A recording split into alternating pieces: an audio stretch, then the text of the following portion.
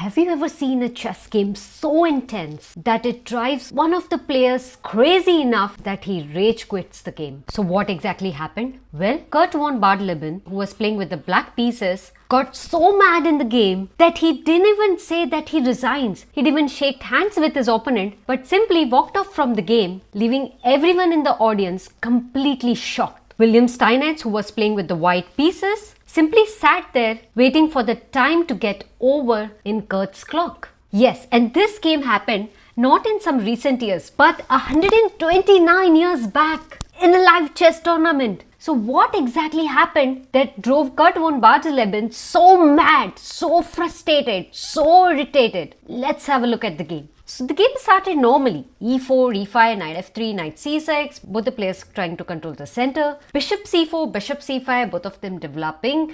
And now c3, preparing to play the move d4 in order to kick the bishop. And now knight f6 by black, hitting the pawn over here. And now William counter-attacked it with d4. The bishop is under attack. So Curt played pawn takes pawn, and now bishop b4 check. William blocked the check with his knight. And now we all know that a very good move for black over here is to play knight captures pawn, grabbing a free pawn while also double attacking this pinned knight over here. But a century back then, Curt didn't find this move very attractive. He was slightly worried about this f7 pawn over here. So instead of grabbing this free pawn, he thought, let me just block this bishop with the move d5. So he played d5 and now pawn takes pawn and now knight takes pawn, double attacks the pinned piece over here.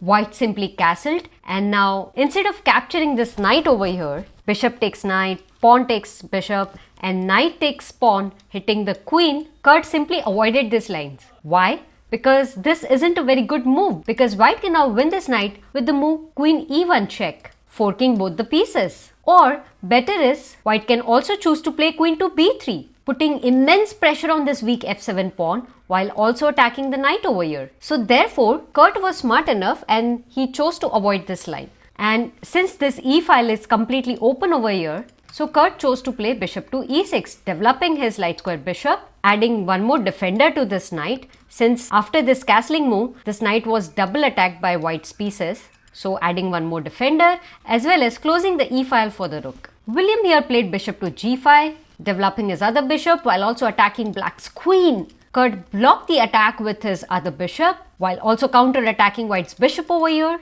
So here William decided to go for a series of exchange starting with bishop takes knight, bishop takes bishop, knight takes bishop, double attacking the bishop over here, queen takes knight and now bishop takes bishop, knight takes bishop and now William played rook to e1. He's like the king hasn't castled yet, still sitting in the middle of the board and now let me just activate my rook and pin this knight over here. The knight is pinned, the knight is under attack, so the king can't castle anymore because if he does, then black loses the knight. So, what should black play over here? So, black decided to play f6. The idea is the king can safely come to the f7 square while also getting out of this rook's way to get activated either on the e file or on the d file. William doubled up the pressure on the pinned knight. He played queen to e2. Now, there are two attackers on this knight and only one defender. So, Curt played queen to d7, adding one more defender to this knight. And now William activated his other rook, rook a to c1. Since the c file is semi-open, he thought let me just put some pressure over here. Probably he is also planning to play rook to c3 and then bring this rook to the e3 square and form an Alekhine on the e file and put immense amount of pressure on this pinned knight over here. Probably that's the idea of playing rook a to c1. And here the best move for black to play is king to f7 because your king comes on the closed file. It opens up the path for the rook to get activated on the e file and it also unpins this knight over here. And black would be doing completely fine over here if he plays king to f7. But I don't know what Curt was thinking in the game. Probably he had started coming in pressure and he simply missed this simple good move, the safest move, and instead he played c6. I mean, though this pawn was under some pressure, but it wasn't under any kind of attack. Then why did he play c6? And here, since Curt delayed to unpin his knight with the move king to f7, William thought of adding one more attacker to all these coordinated pieces of black. And the move that he played in the game was d5. Well, what's the idea of playing d5? Well, white is sacrificing a pawn so that his knight can jump on this d4 square and can probably get on the f5 square to add more pressure, or if that's not possible, then can probably jump on the e6 square deep into black's territory and start hitting the weak points in the black's position. So hence d5 is such a great move. This is what we called as clearance sacrifice in chess. You are sacrificing a pawn to clear up this square, the d4 square, for the knight. And here black played pawn takes pawn. Well, that simply worsens his position. Why? Because now the rook has a completely open file. The knight is ready to jump over here and your king is still on the open e file. The knight is still pinned and black is in deep trouble over here. William immediately played knight to d4, ready to jump on either of these squares. Well, if you're thinking, why would the knight come on the f5 square? Because the queen can actually capture it. Well, if black makes that blunder, then queen takes knight would be a checkmate. So black really can't do that. So both of these moves are possible. Black now realizes that the situation is now getting out of his hand. So he immediately plays king to f7, getting the king on the closed file and also unpinning the knight. But guess what? That's too late. Because though white cannot put more pressure by playing this move, but now at least he can get his knight deep into black's territory with the move knight to e6. This knight is now controlling so many key squares in black's territory. Also, this knight is now making the entry of this rook on the c file deep into the 7th rank into the black's position. Now obviously black doesn't want the rook to land upon the c7 square and thereby hitting this queen. So black plays rook h to c8, asking a trade of rooks over here and also taking control of this important and weak c7 square. Well, I am not interested in exchange of any of his pieces. I am on the attacking side. I'm going to continue attacking. So white comes up with another great move, queen to g4, hitting the g7 pawn and also threatening to play knight to g5 with a discovered attack on the undefended black queen. How is black gonna take care of both of these threats? So black plays g6. He's like, I'm not gonna allow your queen to attack my king over here. But guess what? White is like, fine. You don't allow my queen to enter your position? Fine. Now, how are you gonna protect your queen? Because I am playing knight g5 check anyway. Your king is under check. The queen is under attack. How are you gonna protect both? Curt is like, it's so simple, dude. I'll just play king to e8. My king is safe and now my queen is also defended. So looks like that although black has taken care of both the threats, but his position hasn't improved anymore. In fact, it has just worsened because black's king is now again on the e file and this poor knight is pinned one more time. And now if you look at the position, black's queen is attacking white's queen, this pawn is attacking the knight and white has to do something about it. So what should white play here? Queen takes queen, so that king takes queen and then the knight can move to a safe place, or maybe capture this pawn over here. Well, that would just equalize the game and all the advantage that white has got up till now in the game will just vanish. So how can white continue to attack black king? Can you find out the move which was played in the game by white? I'll give you 10 seconds to think.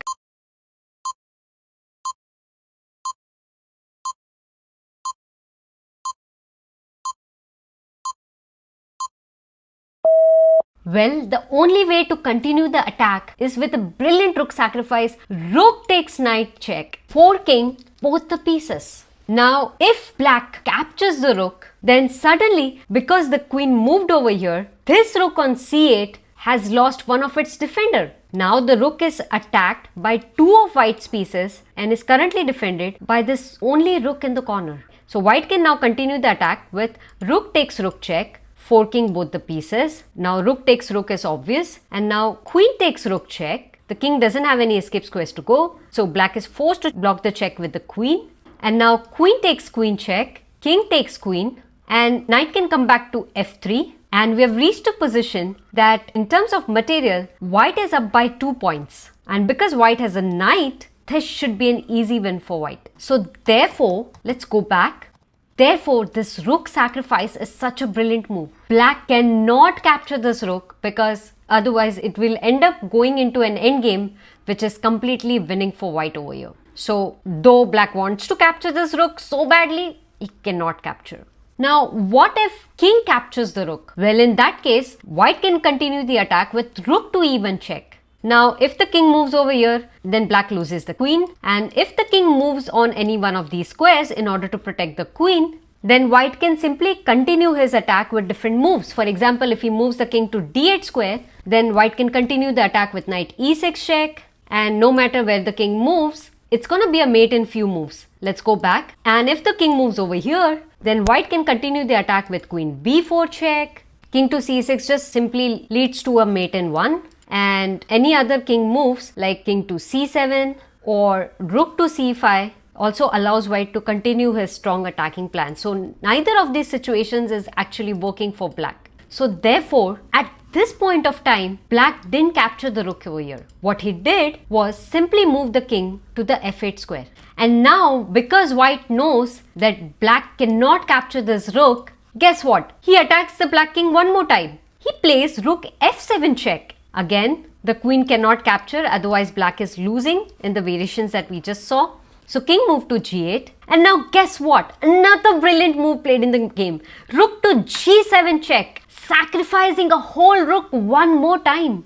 And now you understand why Curt is getting so frustrated in the game. He badly wants to get rid of this rook. He hates this rook so much, but he cannot make the mistake of capturing it. Just imagine. He's totally pissed off in the game right now. He moves the king to the h8 square. And now rook takes pawn check again.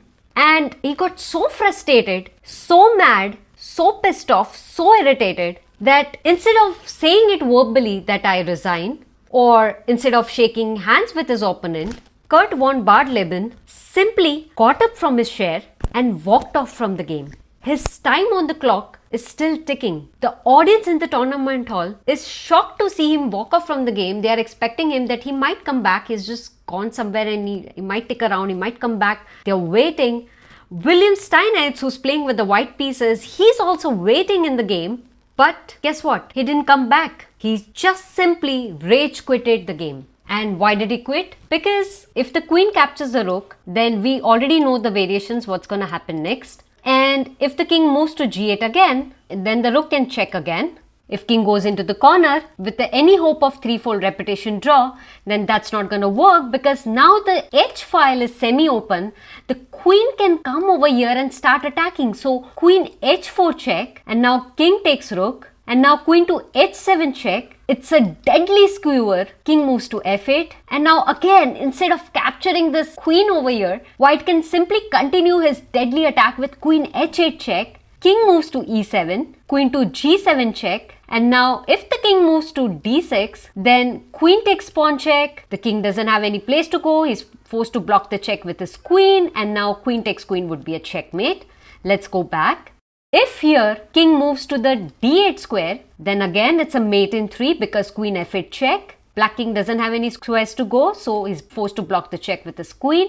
And now knight f7 check, king moves to d7, and now queen d6 is a beautiful mate. Let's go back.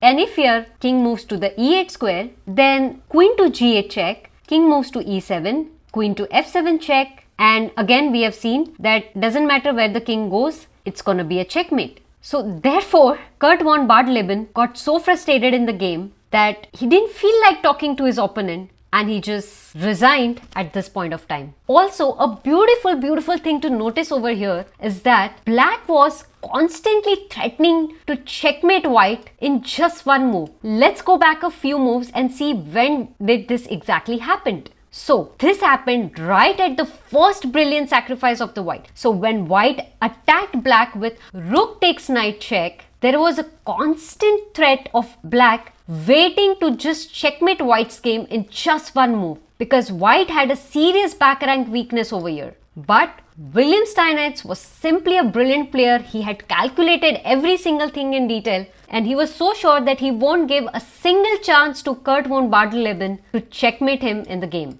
So, rook takes knight check, king moves, rook check again, king moves, rook check again, king moves, rook takes pawn check, and Curt had to resign. This is truly one of the brilliant chess games of the 1800 era. So hit that like button now and subscribe to my channel if you enjoyed watching this entire game. And now do not run away because I have a challenging question of the day for you.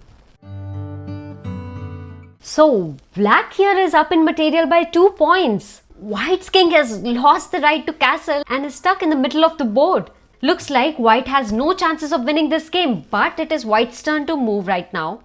And there is one move which can turn the tables for White. So can you find the winning moves for White over here? Let me know your answers in the comments box and I'll see you in the next video.